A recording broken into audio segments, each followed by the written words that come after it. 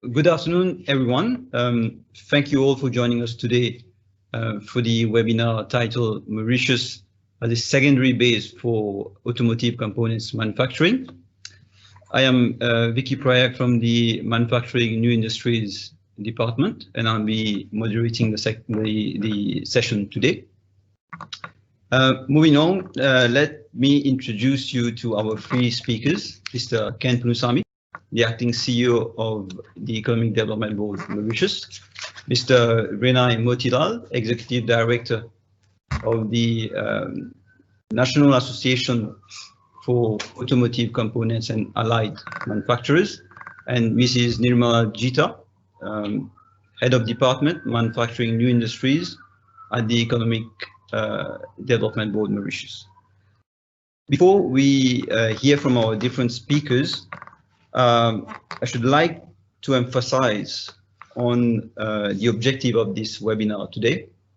Basically, our aim is to present the different possibilities that may be available for established automotive components manufacturers to set up a secondary base in Mauritius to either complement their main activities or to use the Mauritius jurisdiction to consider other opportunities, be it in terms of new market or new products development.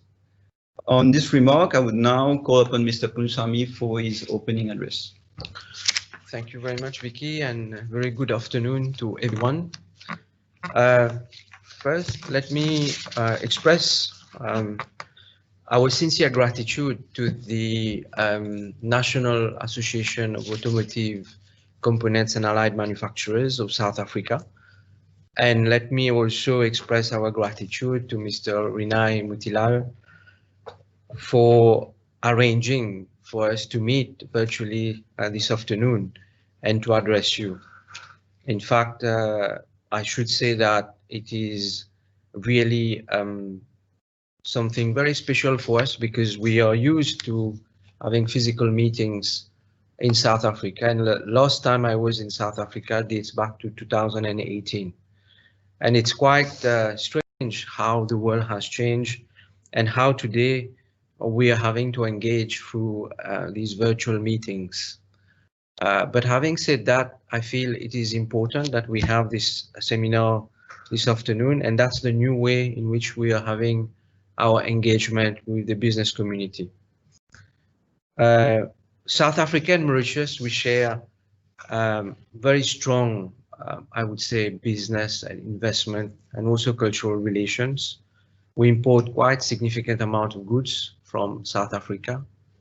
We have our students that go to South Africa for studies, medical treatment.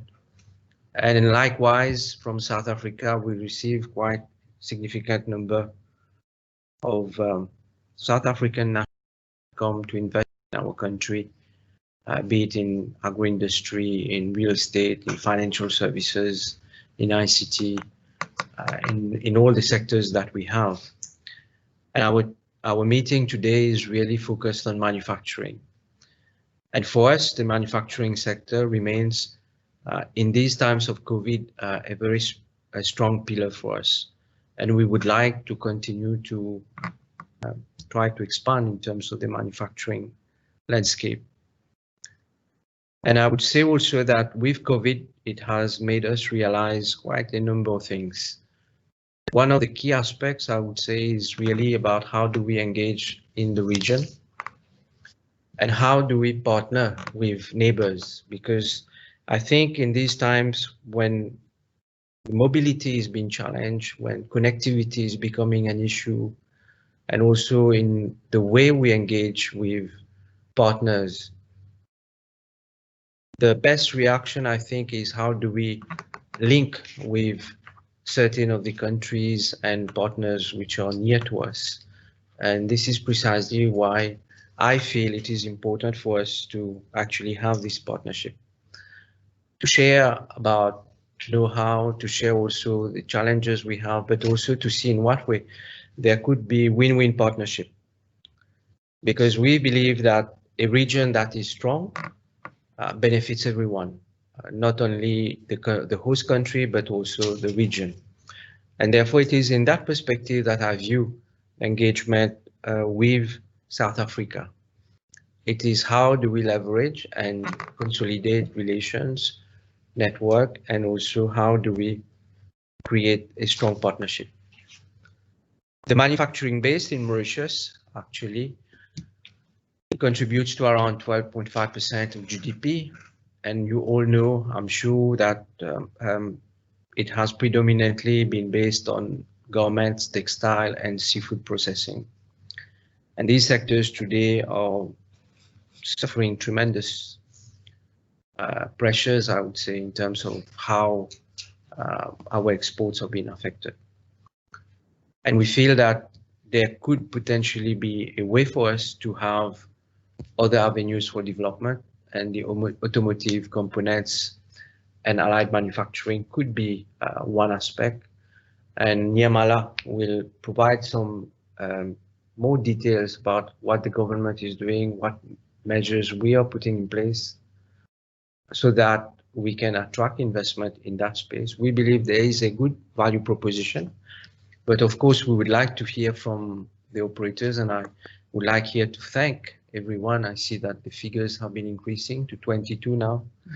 So it's good that we have this dialogue with operators and also with you, Renai, as to how we can have this partnership consolidated. It's a first contact that has been established, but we would like to see how this partnership could be developed further.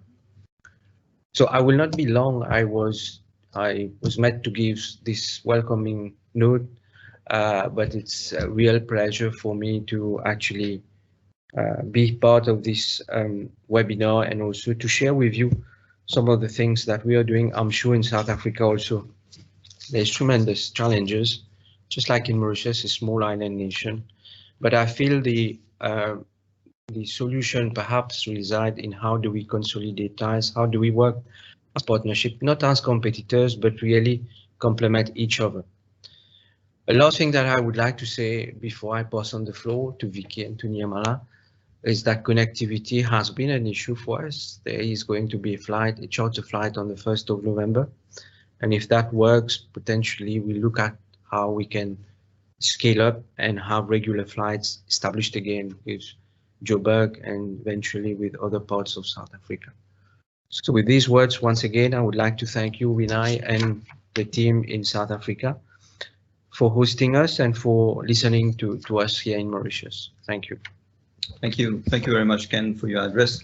And just to add to your words, probably regional integration and multilateralism is the way forward for us, especially within the African region.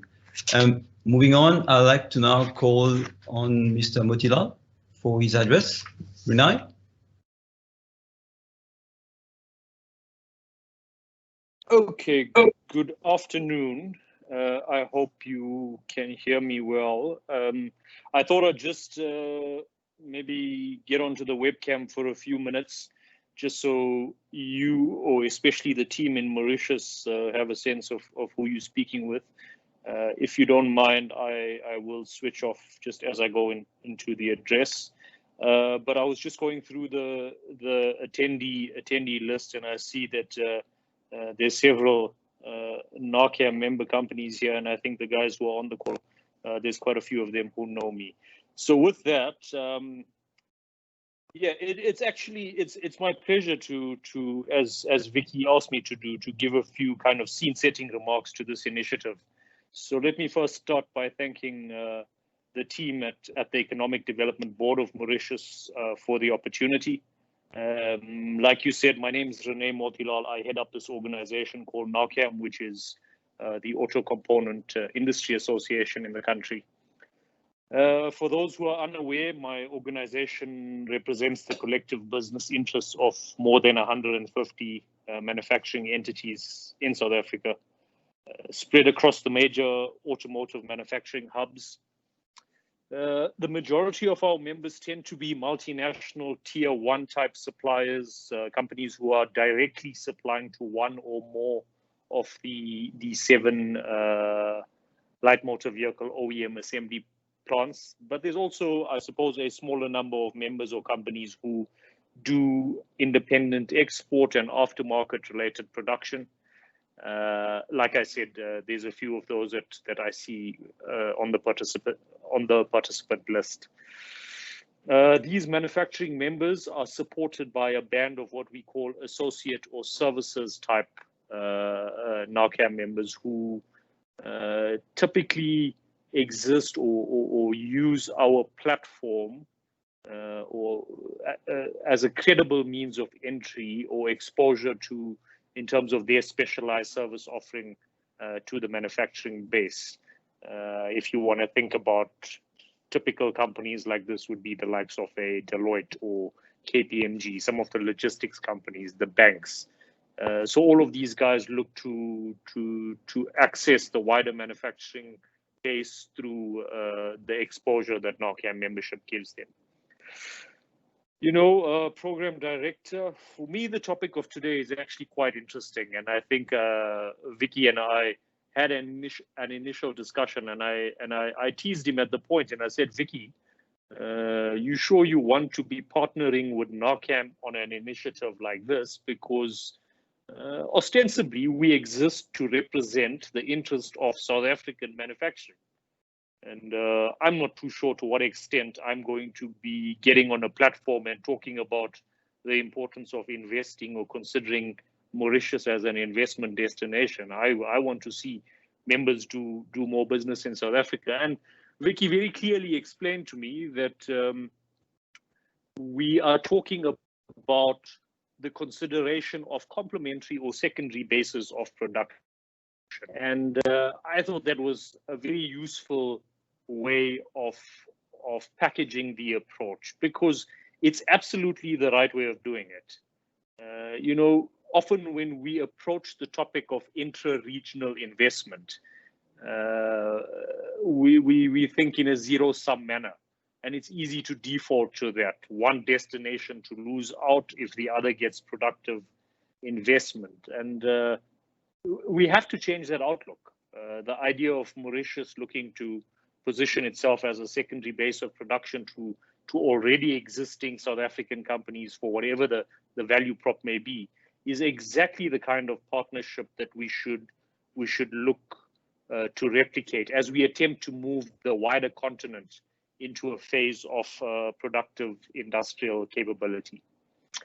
I think the reality is that Africa, in spite of a long history and many claims to the contrary of being a new emerging market, some powerhouse in terms of trade dynamism, it remains fragmented. The potential has not really been realized. So kind of below par to what we see as other big global trading blocks. And yeah, there's historic reasons for that fragmentation, but in my view, the biggest deterrent to this or to unlocking this market remains a very small middle class spread across so many different countries and an income derivation that's not linked to long-term sustainable and stable industrialization. And I suppose until that occurs, we'll keep seeing policy and consumer preferences directed at, let's call it, lowest cost or low common denominator, easier options, and especially in an autos context, the proliferation of free and used imported vehicles and other automotive product onto the continent.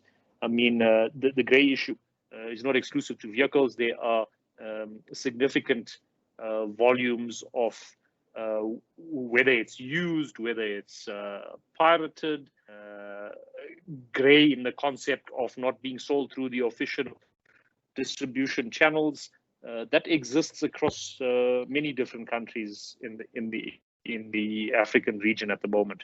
So I suppose these kind of conversations become really important, even more so as we enter the era of an African continental free trade, the AFCTA, which many people are aware of. You need a defined base of production. You can't just have one or two countries in such a big region dominate industrialization. of small consumer markets. You want to grow consumer market, put cash in the pocket, and the way to put cash in the pocket is to have long-term sustainable employment outlooks. So I think looking at this concept of complementary bases of production, expanding investment outcomes across key partner countries in Africa, it's a stated objective of not only the South African government, but the wider South African auto stakeholder constituency. Hence, the discussions around an African Autos Pact to give some structure and framework to the scattered bits of investment we're starting to see emerge across the continent. To that extent, there was the formation of a body called AAAM, the Association for African Autos Manufacturing, a few years back, as the business community in our sector looked to lay the groundwork in creating a better or more optimal policy, a more coherent framework, strengthening the trade and investment environments for the auto sector to flourish across the continent. So I suppose from a NARCAM perspective, it's best wishes to this attempt by the EDB Mauritius to profile itself and the value proposition for secondary bases to South African companies.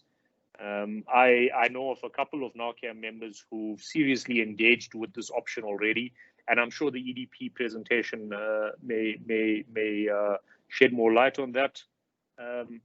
Let me conclude by reiterating or highlighting the importance of a focused government support policy and framework to make such an option attractive, whether it's in the form of incentives, proper institutional support, efficient trade and customs management, market development, production support. All of these things are crucial if Mauritius or any other country looks to position itself as a long-term host of automotive production. I'm happy to debate this with anybody, but in my mind, it's kind of a fact that if there was no policy support in South Africa, something that we currently know as the APDP, next year we migrate into a new framework under the umbrella of an SA Autos Master Plan 2035. If all of that didn't exist, then the manufacturing part of the sector would go the same way as what happened in Australia a couple of years back, as the government started to turn the taps on policy support. So I think that's really important for my counterparts on the call. I'm sure you guys understand that well, and there's a developed value proposition that you'd be sharing. I myself look forward to learning more about the Mauritian opportunity, and I'm sure the same goes for many of the NARCAM members who are present on this webinar. With that, I thank you, and I'll hand back to the program director.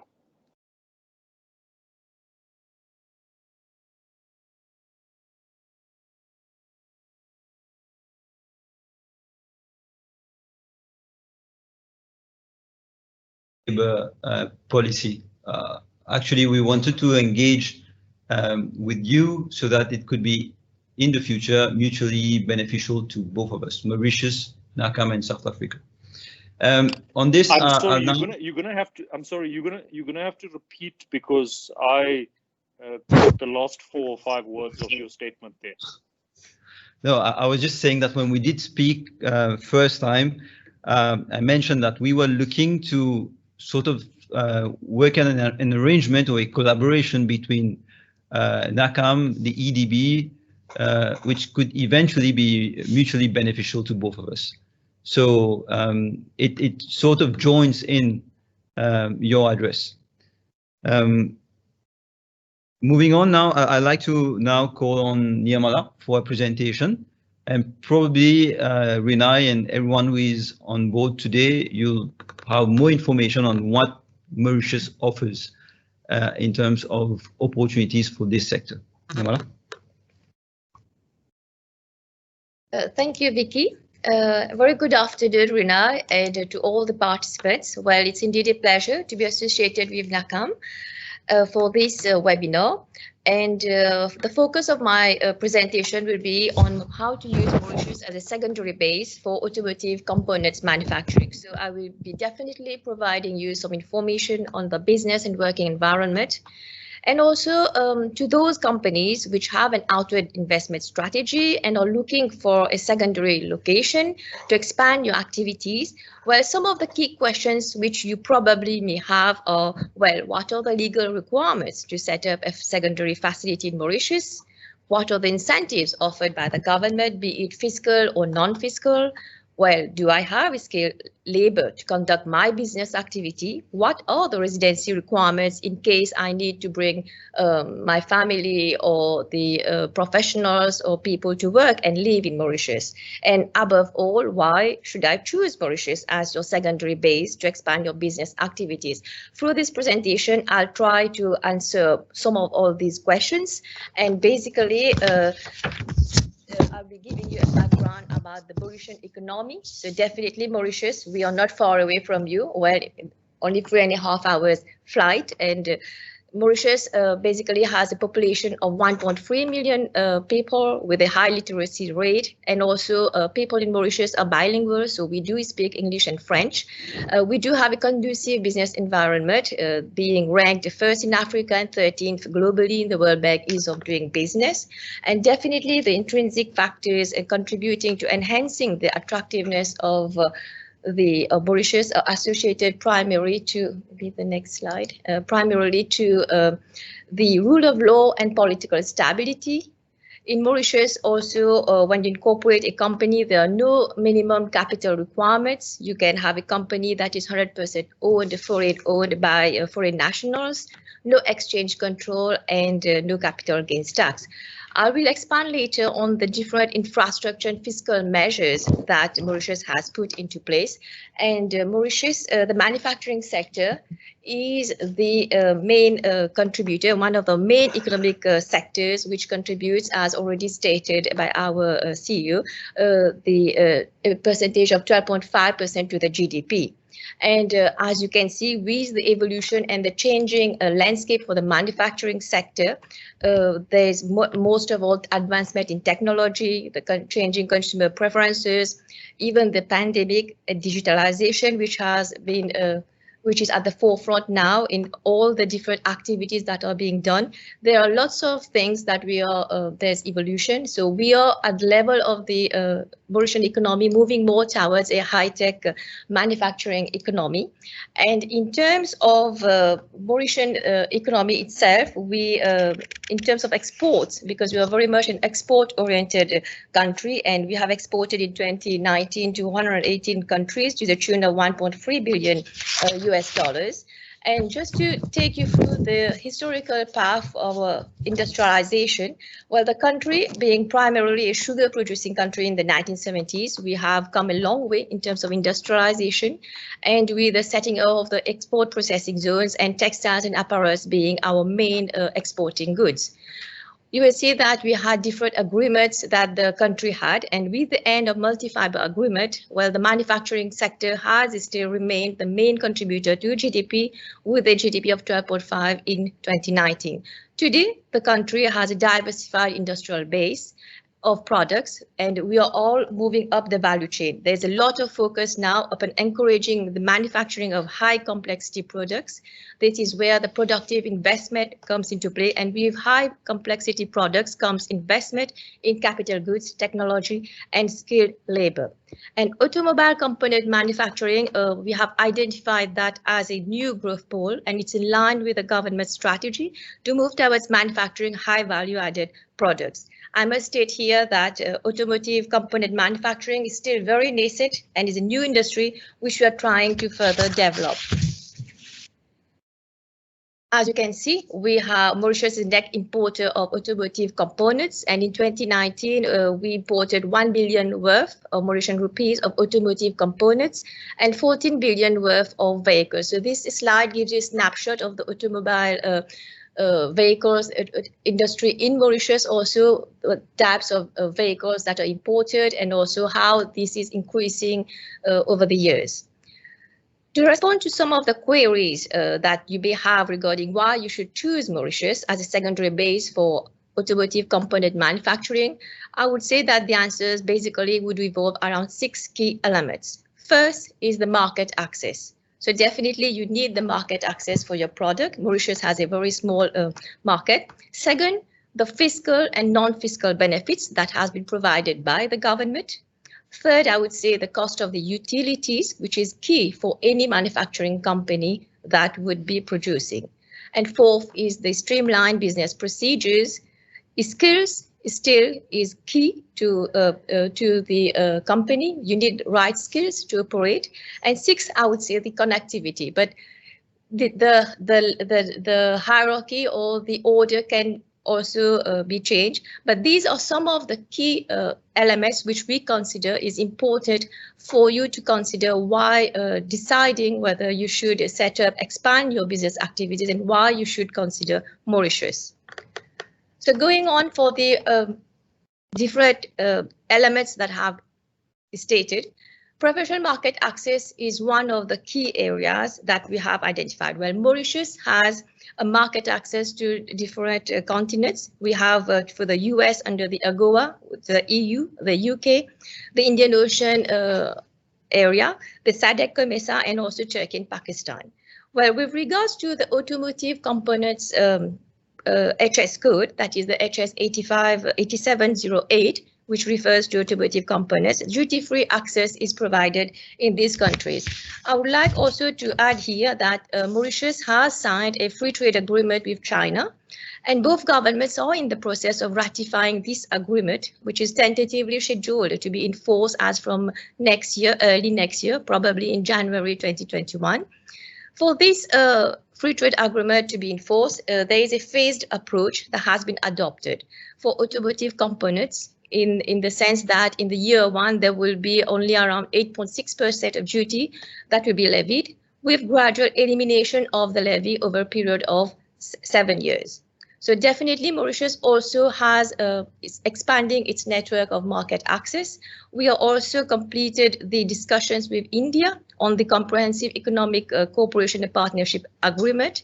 So the different market access that we do have would definitely benefit companies who are interested to locate or interested to set up in Mauritius.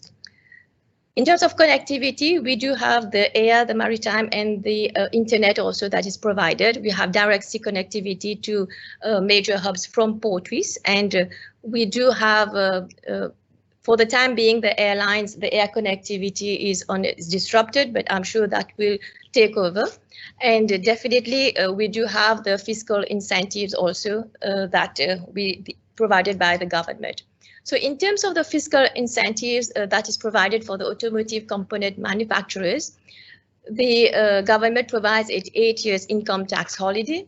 You do have, this is in the law, and a 3% corporate tax is provided after this period of 8 years for all the profits derived from exports. In Mauritius, there's no import duties on equipment and raw materials that are used for the manufacturing, no export duties, and also a few other incentives that are provided. If you're using a 3D printer, there's no VAT on that, there's exemption of VAT, and there's also investment tax credit on investment that is being made in high-tech manufacturing. In terms of non-fiscal incentives, a company is allowed to acquire property for business purposes. So there's exemption from the registration duty and land transfer tax. And also in terms of the freight rebate scheme, for as part of our Africa strategy, we do provide a freight rebate scheme on products manufactured in Mauritius and exported to nearly 47 ports in Africa, in 19 countries in Africa. So this is a freight rebate scheme that is provided to all those companies that are manufacturing in Mauritius and exporting to the region. The air freight cost also scheme, which is the trade promotion and marketing scheme. This is also a refund of 40% on air freight cost that has also been included, and where Africa has been included in this year's budget. So this is also one of the incentives that are provided to manufacturers in the country. So in terms of the different training schemes, that is in terms of the skills, we do have nearly 3,000 engineers that graduate every year. we do have nearly 200 to 300, more than that, of students from the vocational courses, that is the vocational institutes. And definitely the different institutions that we have in Mauritius, that is the MITD, which is focusing on the vocational courses, they can have tailor-made courses depending on the specific requirements of the companies, of the industry. Even at the level of the University of Mauritius, there can be discussion, because this is a new area where Mauritius is launching itself. So there will be requirement for skills, and those can be easily put into following discussions with the university on dedicated programs that can be developed together with the universities and the MITD. And there are different schemes where refunds are provided to the companies in terms of training grant scheme and youth employment programs, and that is already available, and the graduate training programs. So it's quite a host of different schemes where the government provides graduates, and they fund these graduate fees also for employing them in the company. So in terms of the cost of doing business in Mauritius, I'll be just providing you a snapshot about this. These are indicative costs that we do have in terms of the industrial, whether you want to build your facility in terms of industrial land for rental, or if you want to purchase the factory industrial buildings also. So quite indicative rates. We have converted that into rands, so you can see on the slides. What I'd like to state here is, for manufacturing activities, there is industrial tariffs that is provided for electricity. So you can see it's like we try to work it in rands. So that's 1.21 rands for kilowatt per hour, and that is also, and there is a minimum charge also that is provided. So in terms of the indicative cost, we do have a range of the labor cost also that is provided in rands. So you can have just an indicative indication of those costs that you could probably be expected to work out all your operational cost. In terms of the internal logistics, here I would like to emphasize that in terms of the infrastructure, this is key to the development of a country. So the government is also investing massively on infrastructural projects. There is more than 15 billion Mauritian rupees that has been earmarked for such projects, be it in terms of the road development network, the light rail, as well as the internal infrastructure. In terms of the utilities, so in terms of energy production in Mauritius, well, the government has a long-term strategy to increase its production of electricity from renewable sources to nearly 35% by 2025. So energy production capacity of nearly 3,236 gigawatt was produced last year, and the consumption also evolved around nearly 2,650 gigawatt. The Central Electricity Board, which is the agency responsible for electricity production and also management, the CEB has a spinning reserve of nearly around 10%, which gives the country the capacity to accommodate industrial as well as energy consuming activities in Mauritius, because there are many of those companies that do require energy, electricity for their being very capital intensive for their production. And also we do have the private as well as public bodies providing industrial premises, which can be you can rent for your space, and you do have a list of those, but we are not limited to that. We do have other industrial building and places around the country where you can easily find the appropriate building or space to have your factory. Just to show you a walkthrough the process for setting up a manufacturing. So definitely there has to be a brief about the project that is submitted to the EDB. We do have a technical committee for that, and we do the assessment through the authority. We have to see, at the level of the EDB, we or the facilitator will handhold you for the implementation of your project. So definitely we'll assist you in identification of land or building, provide you all the different permits and clearances with the agencies that we do have in Mauritius, and also with the different the customs as well as the revenue organizations, so that you're aware about what are those requirements that are required for you to set up your company in Mauritius. The work and leave, all these are definitely new measures that have been announced by the government recently. So that these, if you want to work and live Mauritius, so if you come as an investor, you can come as an investor, as a professional, or also you can come as in self-employed. So in non-citizens who come to work and live in Mauritius, you have an occupation permit, and the duration previously was 3 years, but this has been extended to 10 years for investors and self-employed. Definitely, there are some criteria to that, and there's also the permanent residence option also, where it has been extended from 10 to 20 years. And there are some qualifying activities also where you do have the residence permit that has been that could be provided. So in terms of the different work and live options, this is the criteria. So definitely for a manufacturing company as an investor, the initial investment, which used to be 100,000, has been reduced to 50,000. And for manufacturing, especially that you do have high-tech machinery and all that, the initial investment is 25,000 USD, and the balance is in terms of the equipment that is brought by the company. You have different categories. If you are recruiting high-skilled professionals to work in your company, the basic salary is 60,000 Mauritian rupees.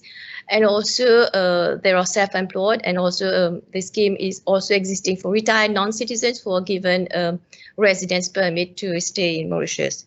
So this provides some initial information on the business opportunities and regulatory framework in Mauritius.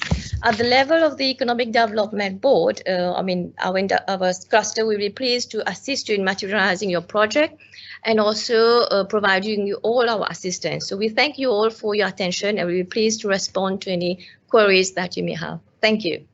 Thank you, Nirmala. We now questions that attendees have, and we'll do our best to answer those.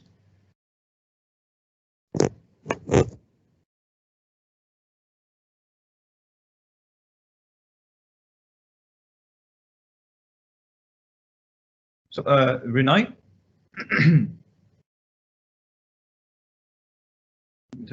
All right, let me kick it off. I think for me, I thought that was a very useful presentation. Thank you. And I can see a lot of support and attractiveness from the supply side of things. I would be interested to know if there's any thinking within the wider economic policy of the Mauritian government on demand stimulation. I think key in this sector, especially if you look at the kind of companies who are likely to consider something like this, in the absence of an OEM assembly plant, like you find here in South Africa, the 7 that I spoke about earlier. In the absence of that, there has to be some level of demand trajectory that drives a business case other than let's call it the investment support, the tax support, and that kind of initiative. I'm just interested to know what's the economic thinking behind creating business case driven by growth in demand for automotive products.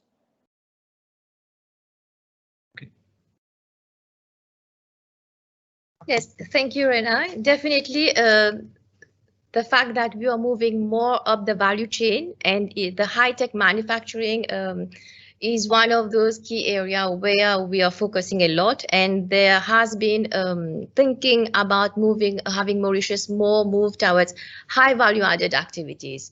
So definitely, that's the whole idea around having the identifying of the automotive sector as being one of the growth pole, but we are also focusing on other sectors of activities, especially on OEMs, where we are attracting also manufacturers of medical equipment to set up in Mauritius. So that's also some of the key areas that we are focusing on. So that goes more in line with the government to move more towards high complexity products and high value added activities that we, and also to see that these are the manufacturing of these products require high skills. So you're moving up the ladder to have more capital intensive and more high skilled labor to perform those activities. Yeah. Just yeah, maybe. you. Yeah, sure. maybe if I can just complement. She actually showed a slide of the demand in Mauritius about, consumption of 14 billion rupees, and also about spare parts around 1 billion rupees. And the question, I think it's a very important question, because whilst we address the supply side, the market demand is also vitally important. So on the demand side, obviously there is a captive market in Mauritius potentially, but we're looking very much on the export side. When you look at the economic development of Mauritius, we have over the years, we've leveraged on market access, be it in the African region, SADC, COMESA, and now with India, and also with the FTAs that we are negotiating. And you mentioned about the Continental Free Trade Agreement, which could open doors for potentially a wider market access opportunity. In Mauritius also, what we have tried from a broader policy or economic policy perspective is to induce certain demand by having market preferences. So there is, if you produce locally for certain products in the pharmaceutical industry, for example, there is what they call a margin of preference given to local manufacturers. So that creates a sort of competitive edge as opposed to imports. But I would say that with the figures that Nirmala has shared, we can discuss also on some of the induced demand that can be created, and also on how we can create a corridor within Africa or even within the countries where we have market preferences. If we take the example of India with the SECPA, just one example, medical devices. There is around 9% duty or 10% duties on medical devices. So if we manage to get market access through that comprehensive economic partnership agreement, it opens a wide sort of market for us in terms of demand requirements.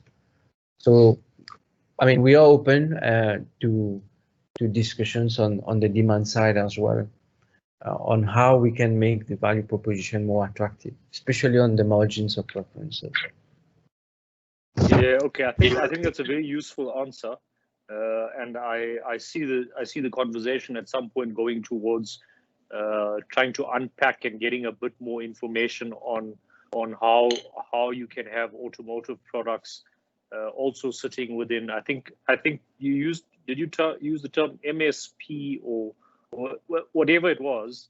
I think you've got to find some positivity towards that line of thinking, especially given the fact that you're running. I think it was zero duty, or the duty access was very minimal from what I remember in the presentation, or the duty protection. So I think that MSP categorization will be really important. Again, companies would look to set up alternate or secondary bases in trying to unlock new market opportunities that they currently struggle to service from wherever they are, whether it's South Africa or anywhere else. So it's a discussion that I think maybe needs to be picked up as a follow-up to this.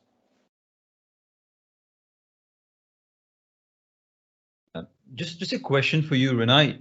How does this work in South Africa? So is there a margin of preference for products, automotive components manufactured in South Africa So this, for the so internal market? the South African, yeah, the South African policy is very different in that we run, compared to other industries, we run a fairly high or levels of protection for vehicles that are brought into the country, and so what happens is the OEMs build up this customs or revenue account with our tax collector, and the only way to offset that is by local production or assembly of vehicles and making use of the local component base. So ours is a import-export kind of complementation. We run up duty accounts and then we offset it by local production. But because what I understand, Mauritius doesn't have that kind of duty protection, then your alternate tool becomes that marginal selling price to drive local demand. Okay. Okay. You've been through the presentation and you looked at our cost of production and cost of doing business. Can I just pick your brains on this? What do you think? Do we have an edge, or do we need to work a bit more on it? How do you see it? Look, I mean, it seemed attractive in the presentation relative to, obviously, if I have to just think exclusively in a South African context, we are faced with increasing, and we have had increased production costs pretty much over the last decade or so. But then again, it's a very different volume market. And I suppose for a country like Mauritius, you've got to think around the lines of all of your domestic production costs may be attractive, but then you've got to be thinking about offsetting the logistics cost of getting to larger markets outside of yourselves. So correct. I think the domestic production base looks fairly competitive from what I've seen, but it will also be interesting to maybe just get the thoughts of some of the manufacturing companies on the call. For me, the important one will always be logistics costs and how you offset that. Correct. Correct.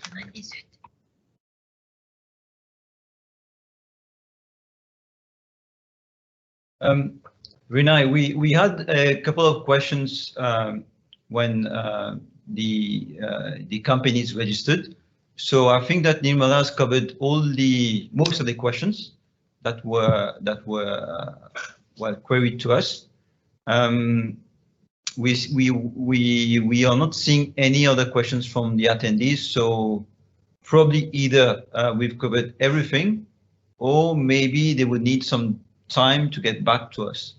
What we propose is that tomorrow we're going to circulate the PowerPoint presentation to all the registered participants. Actually, we had around 40, but in terms of attendees right now, we've got around 20 or so. So what we'll do, we'll share to everyone the PowerPoint presentation, and then maybe we'll again request your support to reach out to these companies, see whether they've got any interest or any lingering queries that we can attend to. And then from there, we take it forward and see how we can collaborate further. As CEO and everyone on board mentioned earlier, working together probably could be beneficial to all of us. And the recording will make sure that it's clean and clear, and we'll send that over to you also and to all the participants either tomorrow or early next week. So here's my guidance to you. I think that can be done and easily managed. Here's my guidance. Maybe you may want to consider using this recording or converting this recording onto a YouTube link or or some other form of accessible digital kind of content. And I'm quite happy if you allow me to share both the presentation and the link to the webinar to the wider NARCAM membership base, even if it's those that have not attended the webinar today. You will need to make a call on that. You tell me whether you want to restrict communications to this particular group or those that responded to you, or are you comfortable for me to share the information with the wider grouping? I am easy with either option. I don't see any harm in having this available to anyone who wants to access it. So I leave that as an offer to you, and in follow-up correspondence directly with my office, we can finalize it. I think I can speak on behalf of everyone. We concur that it should actually be shared to a wider audience. So we are okay that you share it to everyone within the NACAM space. Okay, so you've got that from my side. I'm not sure if there's anyone else on the call who wanted to engage with you. Like you say, you're not picking up any chat or hands. So from my side, again, I thank you for wanting to engage and cooperate with our membership structures. I think you've very clearly outlined why it's important and what's your value proposition. Given our mandate of supporting wider African industrialization, I will continue to offer the support from the NARCAM office for selected activities, and we can pick that up directly after the call. So thanks for that, and I suppose goodbye to the other participants and your team members as well. Before you leave, Renai, I would just call upon my CEO for some closing notes. Very quickly, I wanted to really thank you, Renai, for this great, insightful discussion that we had, and also thank you for your offer to reach out to other participants or registered persons within your network, and we would like to continue this dialogue so that there's a win-win partnership that is created. So once again, thank you, and thanks to everyone.